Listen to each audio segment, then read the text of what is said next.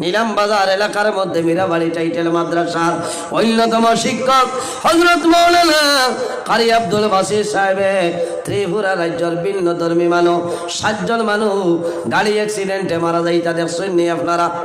মতই না 4টার সময় দেখছেন গাড়ি বুড়ি যা।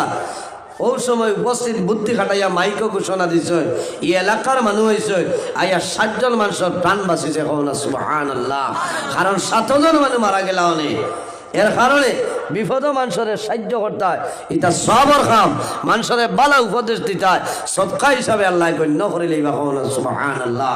সম্মানিত হাজিরিন, জমিন মানুষের লোকে বালা ব্যবহার করতে হয়, মানুষের সঙ্গে বালা ব্যবহার করিয়া চলিয়া যাও। আল্লাহর হাবিব সাল্লাল্লাহু আলাইহি ওয়াসাল্লামে ফরমায়, মাল্লাম ইয়ারহাম সাগীরানা ওয়া লাম ইউকির কাবীরানা ফালাইসা মিন্না, আও কামা ক্বালা আলাইহি সালাতু ওয়াসসালাম।